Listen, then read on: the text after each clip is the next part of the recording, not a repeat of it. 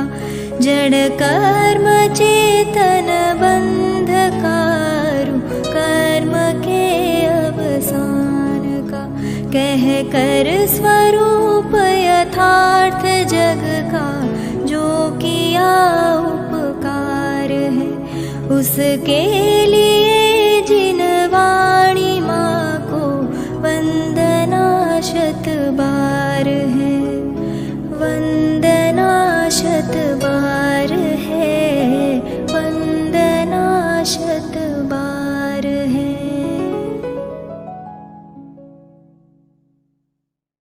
जय श्री ओम नमः सिद्धेभ्यः वंदितु सव्व सिद्धे ध्रुवमचलमणोवमं गदिं पत्ते वोच्छामि समय पाहुड मिनमो सुद केवली भणिदम् नमः समय साराय स्वानुभूत्या चकासते चित्स्वभावाय भावाय सर्वभावान्तरच्छिदे अनन्तधर्मणस्तत्त्वं पश्यन्ति प्रत्यगात्मनः अनेकान्तमयी मूर्तिर्नित्यमेव प्रकाशताम्। आचार्य कुंद देव विरचित समय सार परमागम आचार्य अमृतचंद्र कृत इसकी आत्मख्याति टीका। बंध अधिकार पर चर्चा चल रही है।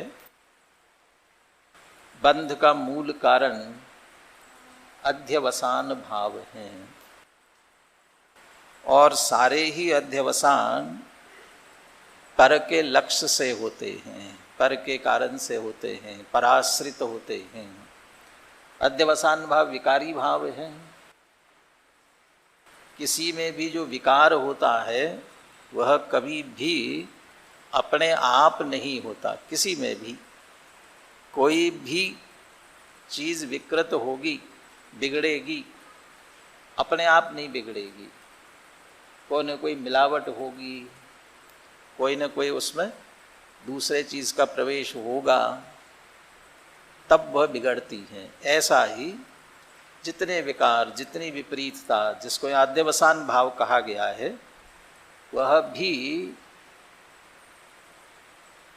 अंतरंग निमित्त की बात की जाए, निमित्तों में अंतरंग निमित्त, तो वो होता है तत्संबंधी कर्म का उदय, उस प्रकार के कर्मोदय के निमित्त से। और बहिरंग निमित्त कहा जाए तो किसी के लक्ष्य से, किसी जीव को, जैसे चार बातों की चर्चा पुनः पुनः आई है। मैं मारता हूँ, बचाता हूँ, सुखी करता हूँ, दुखी करता हूँ। मारने का भाव आएगा तो किसी को देख करके, और देख करके का भी अर्थ वो भी भाई वो मेरे से कुछ विपरीत कर रहा है, मेरे विरुद्ध चल रहा है, मुझे तकलीफ दे रहा है, कोई भी कारण हो। जैसे क्रोध के लिए अपन कहते हैं क्रोध कषाय उत्पन्न होती है जब हम ये मानते हैं कि इसने मेरा बुरा किया। ऐसे ही उसके प्रति मारने का भाव आया तो उसका लक्ष्य हुआ सामने वाले का, और उसी समय आपके क्रोध नामक कर्म का उदय उसको मारने के लिए अंदर से आया। वो आपके भी वो अंतरंग निमित्त हैं। और उस जिसका मरण होना निश्चित हो न कदाचित, उसके भी आयु कर्म के क्षय होने का समय आया होगा, तो उसका वो अंतरंग निमित्त उसका भी होगा उसके साथ में। ये पर के निमित्त से ये सारे कार्य। लेकिन हमारे अंदर सहज जानना जानना जानना हो रहा है, ज्ञान दर्शन चारित्र का परिणमन हो रहा है। किसके कारण से? किसके कारण से? तो आप कह सकते हो कि ज्ञानावरणी के क्षयोक्षम के कारण से हो रहा है।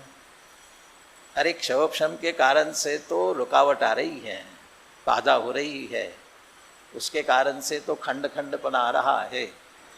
अभी आप जीवाजीव अधिकार है आपके पाठ्यक्रम में 31वीं गाथा आएगी, इंद्रियों के जीतने की बात आएगी 31वीं गाथा में।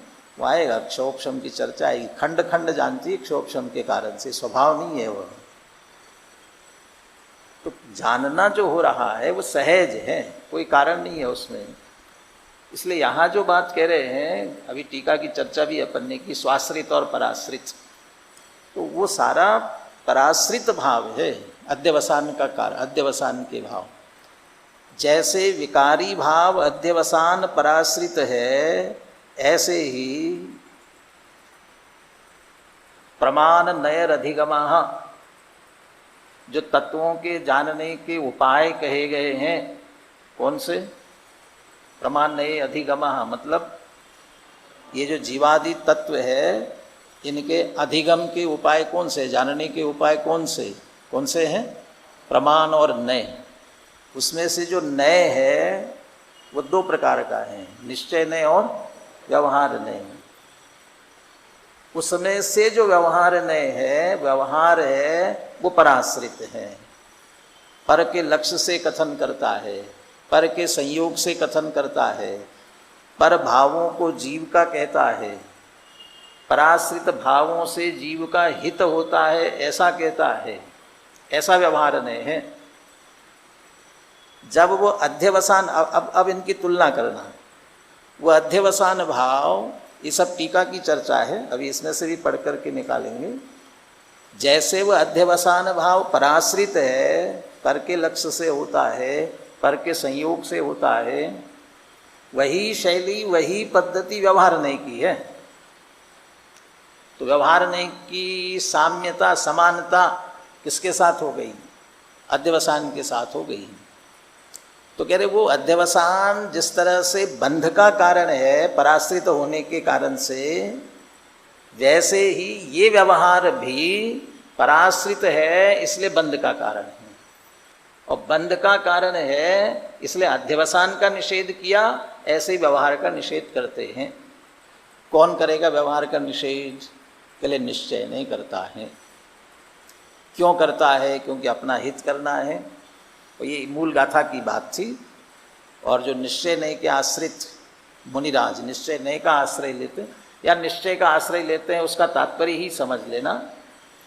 मूल वस्तु स्वरूप को समझते हैं, मानते हैं, और आत्म स्वरूप का निश्चय माने निश्चय का विषयभूत हमारा जो शुद्ध आत्मा है उसका लक्ष्य करते हैं, वे ही मुक्ति को प्राप्त करते हैं।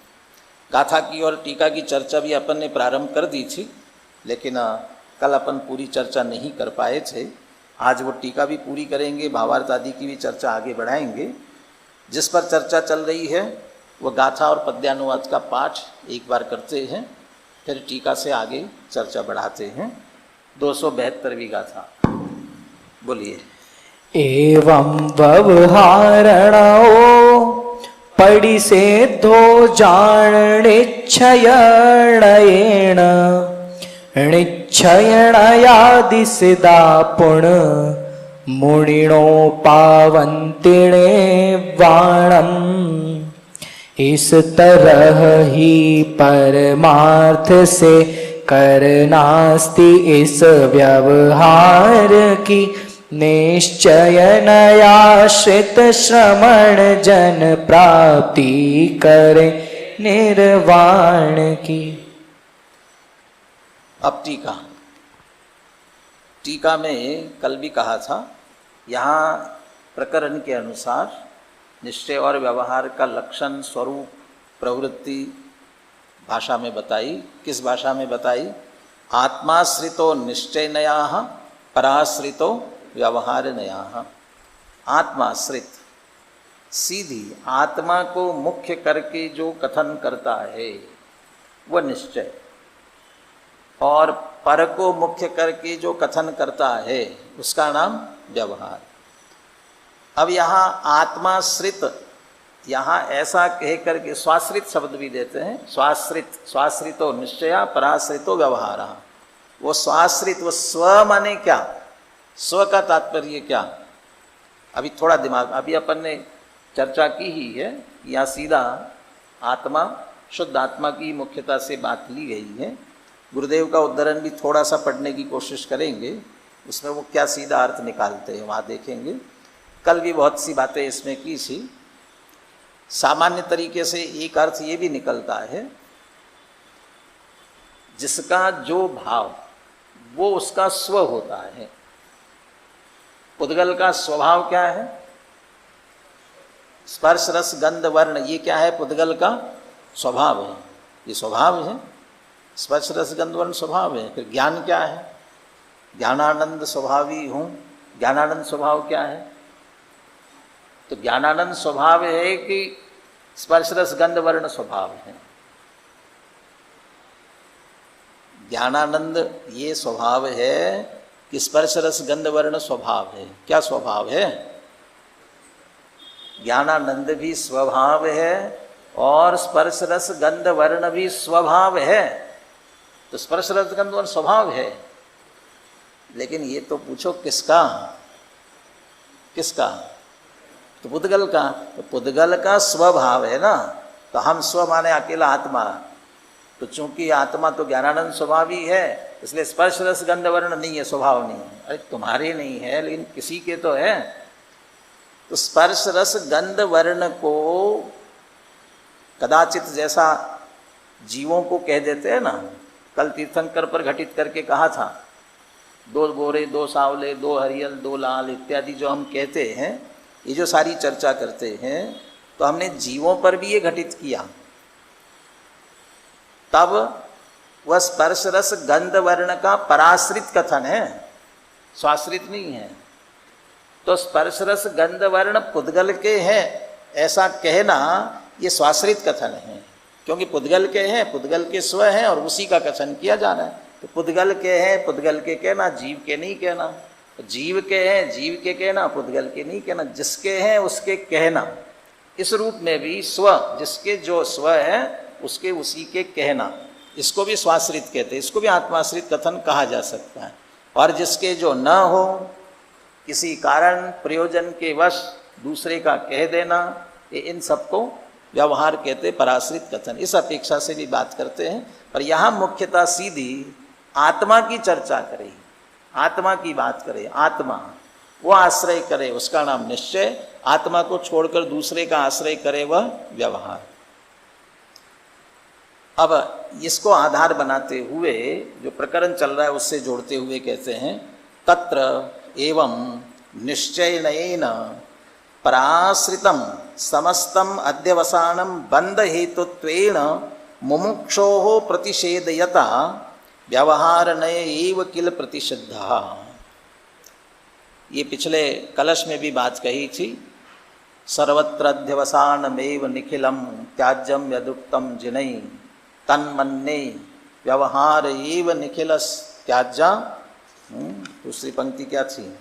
तन्मन्ये व्यवहार एव निखिलोप्यन्याश्रयस त्याजिता, अन्याश्रयस त्याजिता। इसका वो पद्य था, यहाँ ये उसका गद्य है।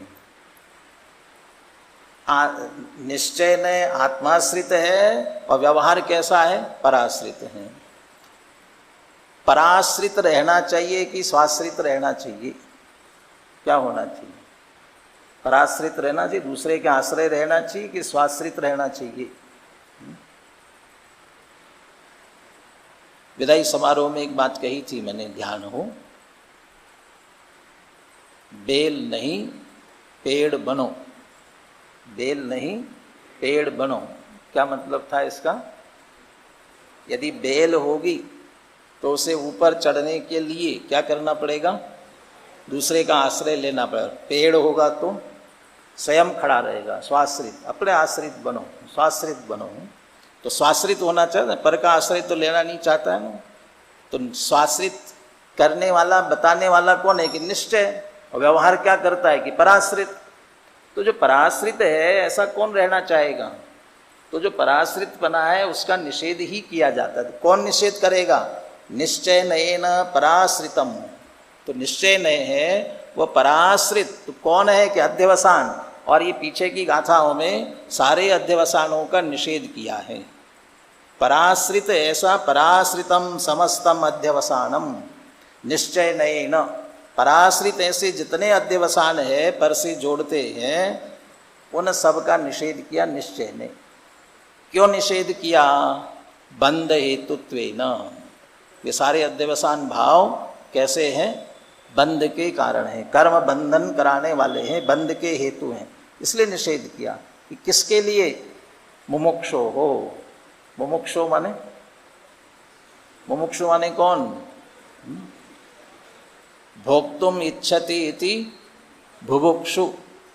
जो भोगने की इच्छा करता है, खाने की इच्छा करता है, भोजन की इच्छा करता है, वो बुभुक्षु है। और मोक्तुम इच्छति इति मुमुक्षु, जो मुक्त होना चाहता है। तो जो मुक्त होना चाहता है, तो जो बंधन के कारण होंगे उनमें क्यों पड़ना चाहेगा? वो तो छूटना चाहता है ना, तो जो बंधन के कारण है उसमें क्यों पड़ेगा? तो मुमुक्षु हो, जो मुक्त होना चाहता है उसके लिए जो बंधन के कारण है ऐसे अध्यवसान, और वे पराश्रित है निश्चय नये न प्रतिषेधयता, निश्चय नये के द्वारा उसका प्रतिषेध किया। आप कहते प्रतिषेध किया, प्रतिषेधयता, प्रतिषेध करते हुए, जब उसका प्रतिषेध किया है तो उसमें से हमने जाना, तृतीय विभक्ति है प्रतिषेधयता, तो प्रतिषेध करने से, इसके आधार से हमने क्या जाना? इससे हमने ये जाना व्यवहार नये एव किल प्रतिषिद्धा, व्यवहार नये ही प्रतिषिद्ध किया गया। अरे वो तो बंद अध्यवसान छुड़ाया था, विपरीत मान्यता छुड़ाई थी, आपने व्यवहार ही प्रतिषिद्ध ऐसा कैसे समझ लिया? व्यवहार ही प्रतिषिद्ध है ऐसा आपने कैसे समझ लिया? कहते समानता है दोनों में। क्या समानता है? अगली पंक्ति में देखिए, तस्यापि पराश्रितत्व अविशेषात्, तस्यापि पराश्रितत्व अविशेषात्, उसका भी पराश्रितपना, अविशेष माने विशेष नहीं माने भिन्न नहीं, समान है। किसके जैसे? अध्यवसानो जैसे समान है। अविशेषत्वात् माने समान होने से, माने उसका भी पराश्रितपना अध्यवसानो जैसे समान है, वो भी पराश्रित हैं। ठीक है, होगा पराश्रित, लेकिन है तो व्यवहार नए, क्या दिक्कत है? लेकिन दूसरा कहा ना कि जो पराश्रित होता है वो बंध का हेतु होता है, बंध हेतुत्वेन, बंध का कारण बनता है। तो बंध का कारण है, उसे कैसे रखा जा सकता है? इसलिए जैसे अध्यवसान निषिद्ध है ऐसे ही व्यवहार भी प्रतिषिद्ध समझ लेना चाहिए। ये तर्क उसमें से निकाला, समझ लिए? अगली पंक्ति देखिए, प्रतिषेध्य एव च अयम। अभी तो एक सामान्य बात की कि पराश्रितत्वात्, पराश्रित है, इतनी बात कही थी, व्यवहार में पराश्रित है इसलिए वह भी प्रतिषिद्ध है। अब कहते हैं एक और तर्क देते हैं, और यह व्यवहार ने प्रतिषेध्य ही है, प्रतिषेध एव, बिल्कुल रखने लायक नहीं है, छोड़ने लायक ही है, प्रतिषेध एव। कैसे? और च दिया ना उन्हें, और एक तर्क तो दिया पराश्रितत्वात्, और उसके साथ तर्क देते हैं प्रतिषेध्य च एवयम। किसके कारण से? आत्माश्रित निश्चय नयाश्रिताणाम एव मुच्यमानत्वात्। मुक्ति चाहते हैं ना, मुक्त होना चाहते हो, कौन मुक्त होते हैं? निश्चय नयाश्रिताणाम एव मुच्यमानत, मुच्यमान छूटने योग्य, छूटने योग्य कौन है? कि छूटने योग्य निश्चय नयाश्रित ही है। और निश्चय नयाश्रित कैसे हैं? कि वह आत्माश्रित हैं। तो आत्माश्रित निश्चय ने उसका आश्रय, या निश्चय का आश्रय लेने का मतलब आत्मा का आश्रय, साध्य साधन विषय विषयी की दृष्टि से निश्चय ने जिसे बता रहा है ऐसे उस आत्मा का आश्रय करने वाले हैं, वे ही मुक्त होते हैं। ये तथ्य है, ये सिद्धांत है। आज तक जितने मुक्त हुए हैं वे आत्मा का लक्ष्य, आत्मा का आश्रय, आत्मा की लीनता, इससे ही मुक्त हुए हैं, और किसी दूसरे कारण से हुए ही नहीं है। श्रीमद जी का एक पद्य आता है, इसमें लिखा, एक होय तृण काल मां परमारथणो पंथ, प्रेरे जे परमार्थने ते व्यवहार समंत। परमार्थ का एक पंथ है, निश्चय में आश्रित, वो आत्मा का लक्ष्य, वही एकमात्र मार्ग है, दूसरा कोई नहीं है। कोई दूसरे दूसरे अलग अलग मार्गों से गए होंगे ऐसा नहीं है।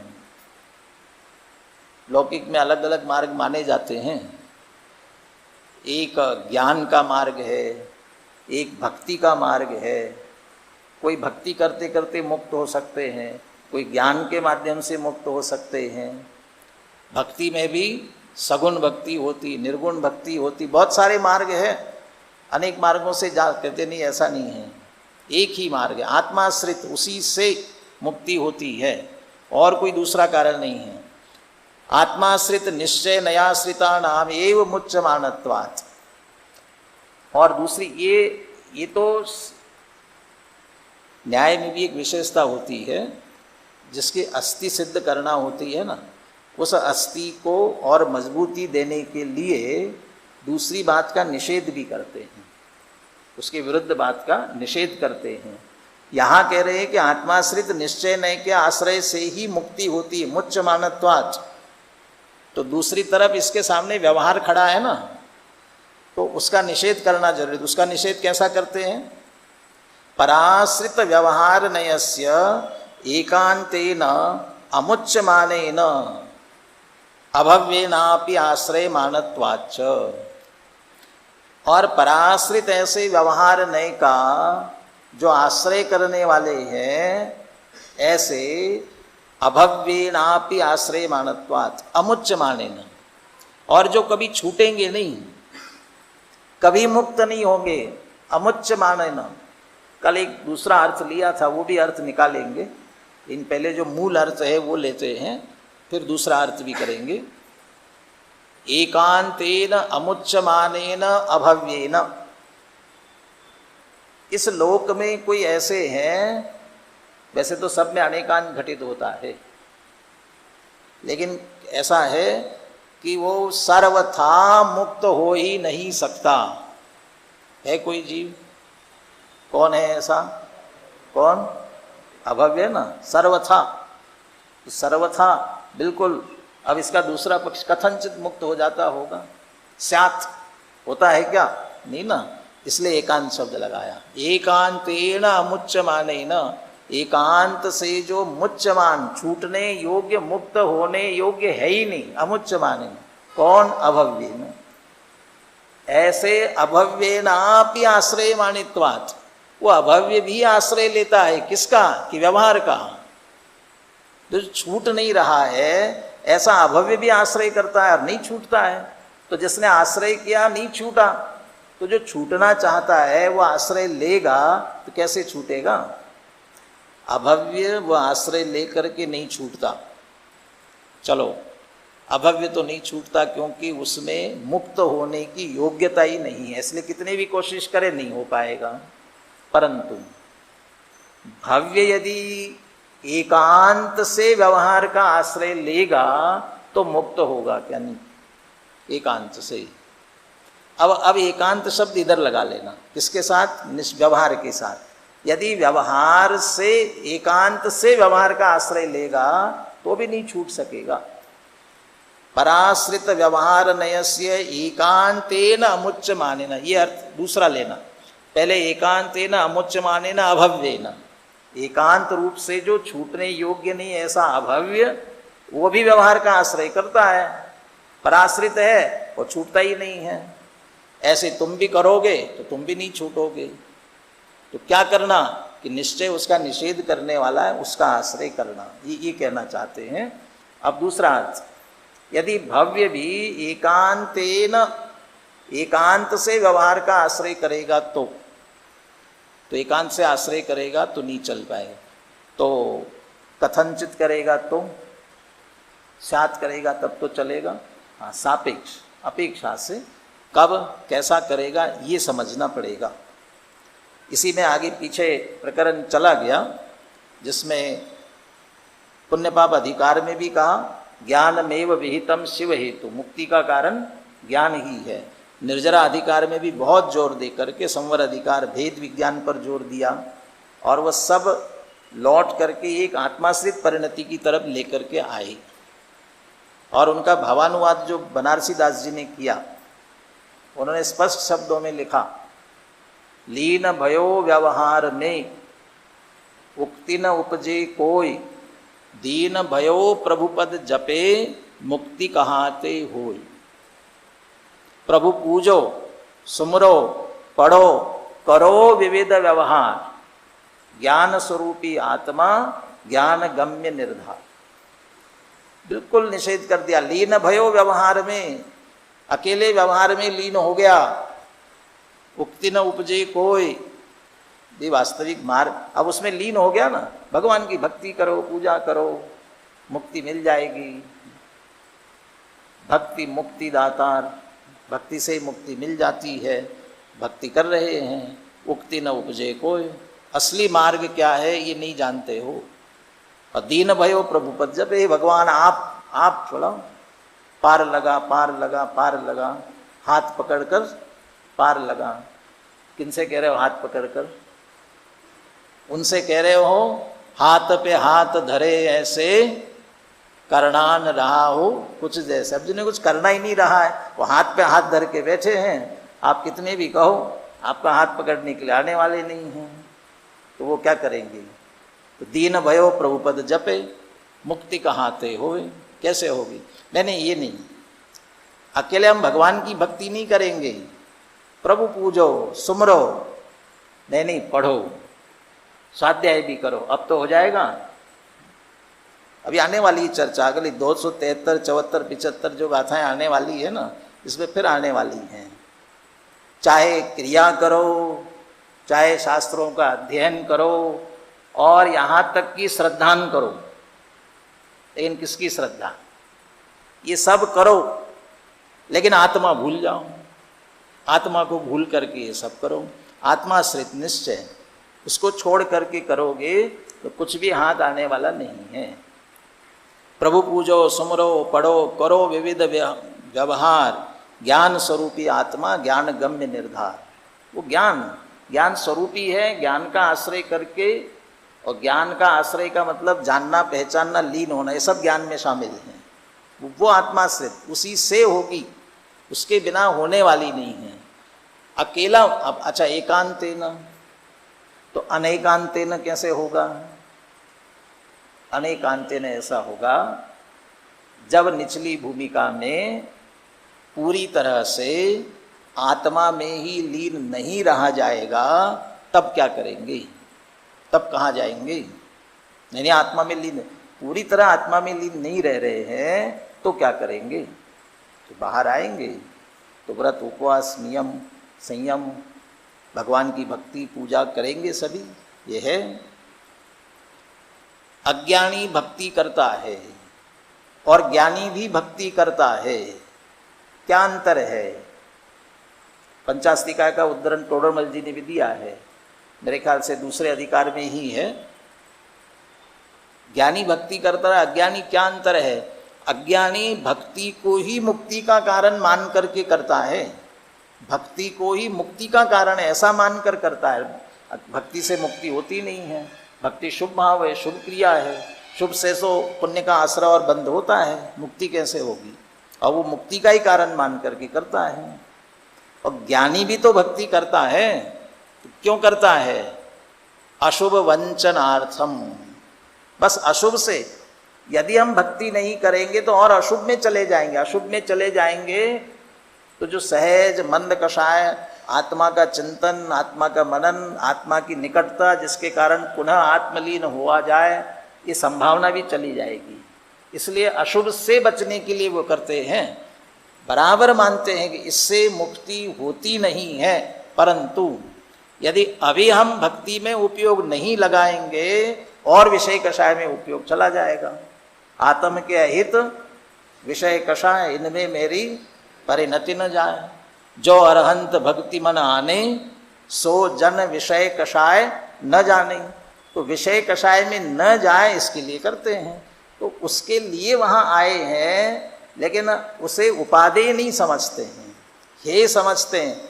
और जैसे ही पुनः पुरुषार्थ आत्माश्रित जागृत होता है तो आत्मा में लीन होते हैं और छूट जाता है। वो एकांत से नहीं करते हैं, आश्रय लेते हैं। जितने मोक्ष मार्गी है, सम्यक दृष्टि है, भूमिका अनुसार उनके जीवन में व्यवहार का आश्रय, व्यवहार की क्रिया होती है, करते हैं वाली बात नहीं करते हैं, बुद्धिपूर्वक उपादेय मान करके नहीं करते।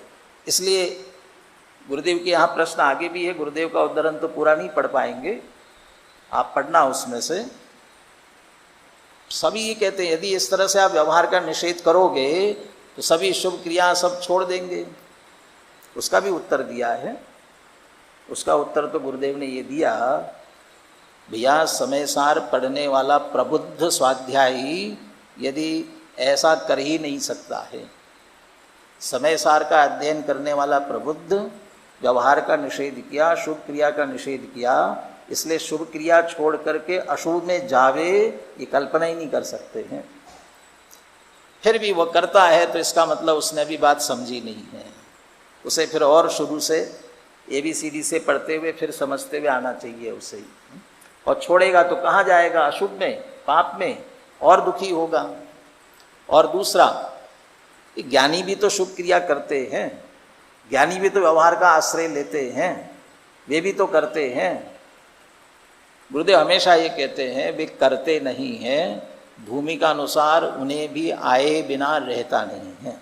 आता है लेकिन निषेध बुद्धि पूर्वक आता है, निषेध बुद्धि पूर्वक। अनेकों बार ये कहते हैं ना, बीमार औषधि लेता है, बीमार व्यक्ति औषधि लेता है, रुचिपूर्वक लेता है कि अरुचिपूर्वक लेता है? बीमार व्यक्ति औषधि लेता है रुचिपूर्वक कि अरुचिपूर्वक? यदि अरुचिपूर्वक लेगा तो समय पे औषधि नहीं लेगा, फिर तो ठीक होगा ही नहीं कभी। तो रुचिपूर्वक लेता है, बहुत रुचि है दवाई लेने की, अब रोग ठीक भी होगा ना तब भी दवाई खाता ही रहेगा, और ये भावना भाता है कि भैया जिंदगी भर दवाई खाता रहा, ऐसे ही सोचता है ना। तो रुचि की अरुचि, अरे जब कर रहा है बहुत सावधानी से, जिस समय बराबर समय से ले रहा है, लेकिन समय से लेते हुए अरे बिल्कुल दवाई लेनी है नहीं तो रोग ठीक नहीं होगा, लेता है, लेकिन हमेशा अंदर में रहता है कि दवाई कब छूटेगी, जल्दी से जल्दी रोग ठीक हो जाए, दवाई छूट जाए। ऐसे ही ज्ञानी भूमिका अनुसार व्यवहार की क्रिया अत्यंत प्रमोद पूर्वक करते हैं। जिस समय भक्ति करेंगे, जिस समय पूजा करेंगे, जिस समय स्वाध्याय करेंगे, अत्यंत उल्लास पूर्वक। परंतु अंदर में निरंतर ये बात रहती है, ये मुक्ति का कारण रंच मात्र भी नहीं है। ये शुभ क्रिया, ये शुभ भाव मजबूरी में हो रहा है। एक तथ्य वाक्य भी बोलते हैं ना अपन, आत्मानुभूति जरूरी है और बाकी सब मजबूरी है। तो ज्ञानियों को आत्मानुभूति ही जरूरी है। अब वो तो उसमें स्थिर नहीं हो पा रहे, तो क्या करेंगे? आश्रय लेना पड़ेगा। इसलिए व्यवहार का आश्रय लेते हैं, ये भी उनकी मजबूरी है, लेकिन एकांतेन नहीं है, अकेला उसी को समझ करके नहीं है, उसको एक साधन आधार मान करके और इससे छूट करके पुनः आत्मा में लीन हुआ जा सके इसके लिए। और जो अकेला उसी का आश्रय लेकर के रहते हैं उन्हें मुक्ति की प्राप्ति होने वाली नहीं है। और अभव्येन आपी, ये जो बात लिखी है ना, अभव्येन आपी, इसकी इसी की चर्चा अगली गाथाओं में आने वाली। अभव्य के द्वारा भी इनका आश्रय होता है। जो व्यवहार है तो व्यवहार में शुभ क्रियाएं, शुभ भाव, व्रत समिति आदि, इनको व्यवहार के व्यवहार से मोक्ष मार्ग कहा जाता है। इनका आश्रय अभव्य करता है, वो 273वीं गाथा में कहेंगे। और अभी बनारसदास जी का छंद कहा था, प्रभु पूजो सुमरो पढ़ो करो विविध व्यवहार। पढ़ो, अभव्य भी पढ़ता है, स्वाध्याय करता है, वो पढ़ने वाली बात 274वीं गाथा में लेंगे। तो ये सब जो करता है अश्रद्धा पूर्वक करता होगा, अरुचि पूर्वक करता होगा। नहीं, बिना श्रद्धा ही नहीं होगी करने की तो कैसे करेगा? श्रद्धा ही नहीं होगी तो श्रद्धा पूर्वक करता है, लेकिन किसकी श्रद्धा करता है? एक वाक्य आया है, वो शब्द आपके चित्त में भी डालते हैं, अभी सोचना उसका तात्पर्य क्या होगा और फिर तात्पर्य क्या निकलता है देखते हैं। सामने आपके ग्रंथ होगा ही, 275वीं गाथा, उसका तीसरा चरण, गाथा के 4 चरण होते हैं ना, उसका तीसरा चरण देखो क्या है, धम्मम भोग निमित्तम। धम्मम भोग निमित्तम। धर्म कैसा है? भोग का निमित्त है। हाँ? ऐसा भी न समझना कि न जो लिखा है मैंने नहीं, धर्म भोग का निमित्त नहीं हो सकता, ऐसा नहीं, ऐसा ही है, अर्थ यही है। धम्मम भोग निमित्तम न नदुसो कम खैर निमित्तम। यह भव्य की तरफ से बात कर रहे हैं। भोग निमित्त धर्म, भोग के निमित्त ऐसा धर्म वो करता है, तो अभव्य के द्वारा इसका कैसा आश्रय होता है, इसकी चर्चा अपन आगे कल करेंगे। अभी थोड़ा सा जो स्क्रीन पर है उनके लिए भी अनुशीलन से जयचंद जी छाबड़ा का भावार्थ निकालिए। आप भी अनुशीलन लेके बैठे हैं ना, चौथा भाग, पेज नंबर 53 पर। अभी जो टीका अपन ने पढ़ी उसका हिंदी अनुवाद है, उसके बाद में इस बात को पंडित जयचंद जी छाबड़ा भावार्थ में इस प्रकार स्पष्ट करते हैं। आत्माश्रित पराश्रित क्या है, अध्यवसान भाव और दूसरे भाव कौन से हैं, वो सब की चर्चा करते हुए उनका निषेध कैसे किया, क्यों किया, सारी बातें स्पष्ट कर रहे हैं। आपस में देख लिए एक दूसरे के ना। आत्मा के पर के निमित्त से जो अनेक भाव होते हैं वे सब व्यवहार नय के विषय हैं। आत्मा के पर के निमित्त से जो भाव होते हैं वे सब भाव, और शुभाशुभ भाव, अशुभ भाव तो होते ही है, साथ में शुभ भाव भी पर के लक्ष्य से होते हैं। देव शास्त्र गुरु के आश्रय से, शास्त्र स्वाध्याय के आश्रय से, दयादान व्रतादि के आश्रय से पर के निमित्त से अनेक भाव होते हैं, वे सब व्यवहार नय के विषय है। इसलिए व्यवहार नय पराश्रित है, पराश्रितो व्यवहार नय। जो एक अपना स्वाभाविक भाव है वही निश्चय नय का विषय है। स्वाभाविक भाव, सहज स्वभाव अपना, वही निश्चय नय का विषय है। इसलिए निश्चय नय आत्माश्रित है। अध्यवसान भी व्यवहार नय का ही विषय है, क्योंकि पर के आश्रय से होता है, पर के निमित्त से होता है। इसलिए अध्यवसान का त्याग व्यवहार नय का ही त्याग है। अध्यवसान का त्याग, व्यवहार दोनों एक से हो गए। जो पूर्वोक्त गाथाओं में अध्यवसान के त्याग का उपदेश है वह व्यवहार नय के ही त्याग का उपदेश है, ऐसा समझते हैं।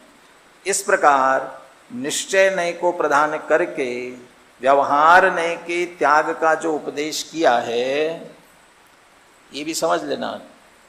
कल ये भी चर्चा की थी, निश्चय नय व्यवहार नय दोनों ही नए हैं और दोनों सम्यक ज्ञान के अंश हैं।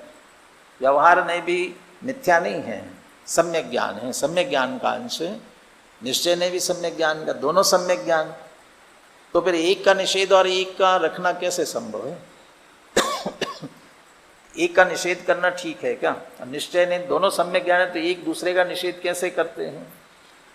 ये इनके स्वरूप में है, वस्तु स्वरूप के निर्णय के लिए, मोक्ष मार्ग के लिए ऐसा ही है। यदि ऐसा करेंगे तो ही वस्तु स्वरूप का निर्णय हो सकेगा और मोक्ष मार्ग चल सकेगा।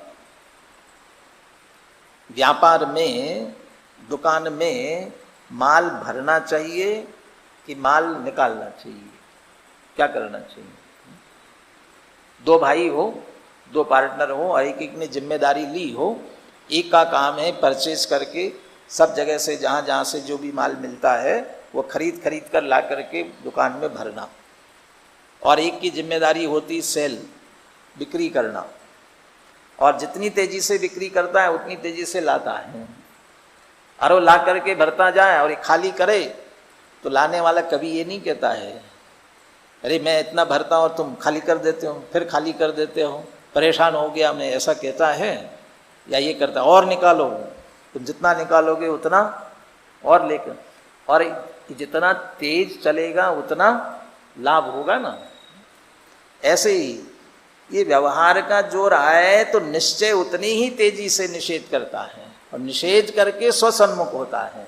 और ये दोनों का ऐसा सुमेल है, तभी जैसे व्यापार चलता है और उसमें लाभ होता है, ऐसे ही अशुभ से बचे और दूर न चले जाए, उसके अत्यंत नजदीक रहे, इसके लिए व्यवहार, ज्ञानी को भी अभी कहा उत्साह सहित ये सभी क्रियाएं होती है, लेकिन जैसे आती है उसके साथ अंदर से निषेध आता है और स्वसन्मुखता की वृद्धि होती है, छूटता जाता है, छोड़ता है, छूटते हैं, सहज छूटते हैं, ये दोनों प्रक्रिया चलती हैं, इसलिए निषेध किया।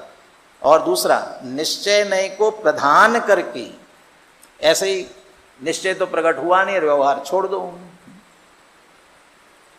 नए चक्र में एक उदाहरण दिया ना निश्चय व्यवहार के संदर्भ में भी, जैसे नदी पार करना है, तो नदी पार करना है तो नाव में बैठने से नदी पार होते हैं या उतर जाने से, नाव छोड़ने से? नाव के छोड़ने से नदी पार होते हैं कि नाव में बैठने से होते हैं? कैसे नदी पार होते हैं? नाव में बैठने से। तो नाव में बैठने से होते हैं ना, आप बैठ गए, बैठे रहो, बैठे रहो, नहीं पार होना है, उस पार जाना है, नहीं बैठने से होते ना, तो बैठे रहो ना, कि नहीं उस पार होने के बाद क्या करना पड़ेगा? छोड़ना पड़ेगा। अच्छा, छोड़ने से होते हैं और नदी के बीच में पहुंचे और छोड़ने से होते हैं ना, तो छोड़ दिया, तो क्या है? बैठने से होते ही कि छोड़ने से होते हैं?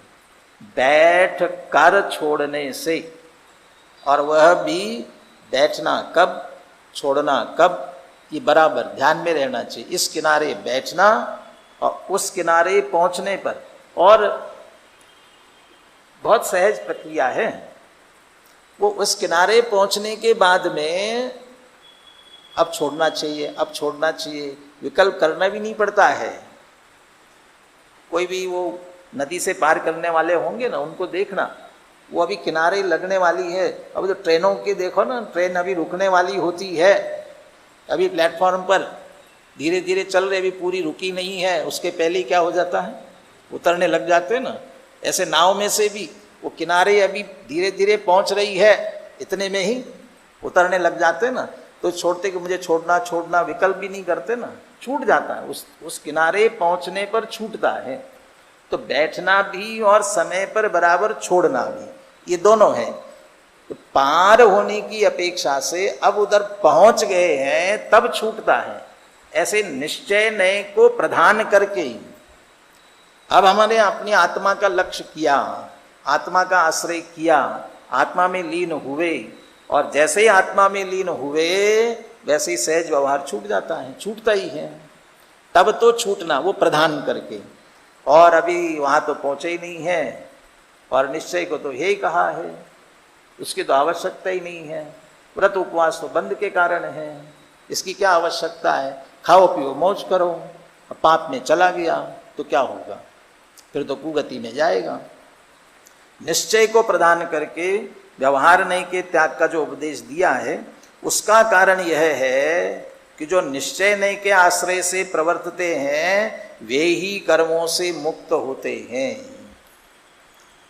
आत्मा को जानकर पहचान कर उसमें लीन होते हैं वे ही मुक्त होते हैं। और जो एकांत से व्यवहार नहीं के आश्रय से प्रवर्तते हैं, वो एकांत यहाँ से निकाला था।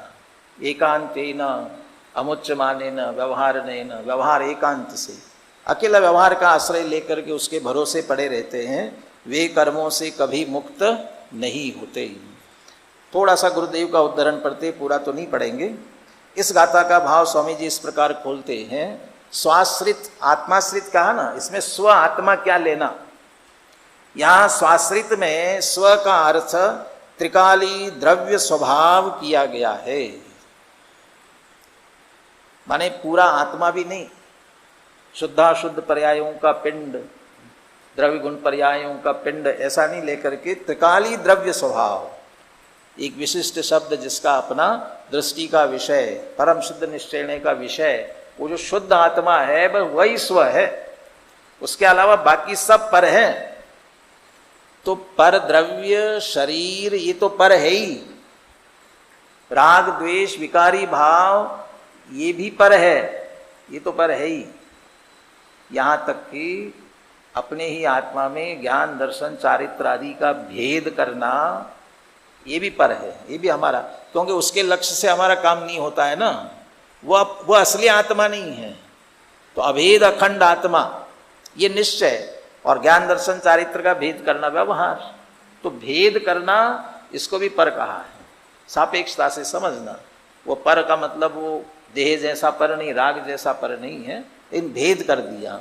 तो एक त्रिकाली ध्रुव स्वभाव है, उसे स्व कहा है। इस प्रकार स्वाश्रित का अर्थ हुआ त्रिकाली ध्रुव एक ज्ञायक भाव के आश्रित। या स्व में द्रव्य गुण पर्याय ऐसे तीन भेद नहीं लेना है, क्योंकि भेद का आश्रय करोगे फिर व्यवहार होगा, फिर विकल्प होगा, फिर निर्विकल्प आत्मा का अनुभव, आत्मा की स्थिरता, आत्मा की लीनता नहीं हो पाएगी। अंतिम एक प्रश्न यहां से पढ़ते हैं, 55 पेज पर आइए। वो धर्मी शुभ भाव क्या धर्मी के नहीं होते वाली बात अपन ने बता दी मैंने आपको। आप ऐसा कहोगे तो लोग शुभ को छोड़कर अशुभ में चले जाएंगे, ये भी बता तो दिया, फिर भी गुरुदेव के शब्दों में पढ़ते हैं। जो शुभ को भी छोड़ने लायक मानता है, शुभ को भी छोड़ने लायक मानता है, ऐसे समय सार के श्रोता द्वारा इतनी मोटी भूल करना संभव नहीं है। फिर भी यदि कोई ऐसी भूल करता है तो उससे पूछते हैं। देखिए ये शब्दों पे भी मार्मिक ध्यान देना। तूने पहले अशुभ को छोड़ने लायक माना था कि नहीं? अशुभ छोड़ने लायक है कि नहीं? पाप छोड़ने लायक है कि नहीं? अभी समय सारने का पुण्य भी है ही है, लेकिन पाप है ही है तो पहले से जानते हो ना। तो अशुभ छोड़ने लायक माना था ना पहले। भाई जो शुभ भी छोड़ने लायक मानता है वह तो स्व का आश्रय करके शुद्ध में जाने का प्रयत्न करता है, अशुभ में जाने का नहीं। क्योंकि अशुभ तो छोड़ने लायक है, पहले ही समझा था। जो महा छोड़ने लायक है तो वहां उसमें कहाँ चला जाएगा। देखो नए दो है और उनके विषय भी भिन्न भिन्न है। व्यवहार नहीं का विषय राग है जो बंध का कारण है, तथा निश्चय नहीं का विषय त्रिकाली एक ज्ञायक मात्र आत्मा है जो मुक्ति का कारण है। व्यवहार नहीं का विषय राग है। ये राग शब्द में स्त्री पुत्र कुटुंब के राग की बात नहीं अकेली, वह राग तो पाप बंध का कारण है। लेकिन व्रत उपवास पूजा भक्ति का भी जो राग आता है, व्यवहार रत्नत्रय का जो राग आता है, वह भी बंध का कारण है। वो शुभ भाव शुभ बंध का कारण है। तथा निश्चय नहीं का विषय त्रिकाली एक ज्ञायक मात्र आत्मा है जो मुक्ति का कारण है। अतः निश्चय नहीं के विषयभूत स्व का आश्रय लो और व्यवहार नहीं के विषयभूत पर का आश्रय छोड़ो, ऐसा भगवान कहते हैं। ये सारी बात एवं व्यवहार नयम परिसिद्धम जान निश्चय नयन, निश्चय नय से व्यवहार ने प्रतिसिद्ध जानो, ये भगवान कहते हैं। ऐसा कहा इस बात को। यदि कोई इसे एकांत माने या कहे तो इसका भ्रम है। भाई व्यवहार को छोड़ने की बात करते हैं, निश्चय निश्चय ग्रहण करो कहते हैं, एकांत वाले हैं। ऐसा एकांत, ये तो एकांती है, निश्चय निश्चय की बात करते हैं। कहते कोई ऐसा माने तो ये भ्रम है, ऐसा नहीं है। क्योंकि प्रयोजन के अनुसार हमने निश्चय को मुख्य किया है और जिनवानी में ये कहा है उसकी बात कर रहे हैं, इसलिए सर्वथा एकांत नहीं है। स्वाश्रय से मुक्ति होती है तथा पराश्रय से नहीं होती, और व्यवहार पराश्रय है इसलिए नहीं होती। यही अटल सिद्धांत है। इसलिए हमें भी स्व का आश्रय लेकर के मुक्ति की तरफ बढ़ने का प्रयास करना चाहिए। कल आगे इन 3 गाथाओं की चर्चा अपन प्रारंभ करेंगे। सहजानंदी शुद्ध स्वरूपी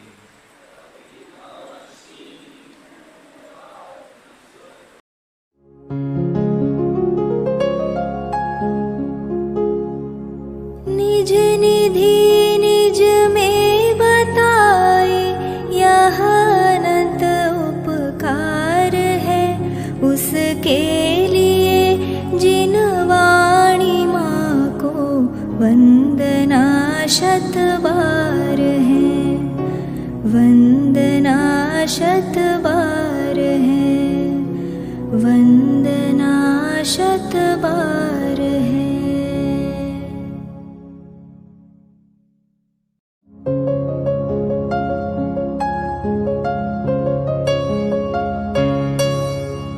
हे वाणी भारती तो ही जपो दिन रैन। जो तेरी शरणा गहे सो पावे सुख चैन। जा वाणी के ज्ञान ते सूझे लोकालोक। सो वाणी मस्तक नवो सदा देत हो ढोक, सदा देत हो ढोक।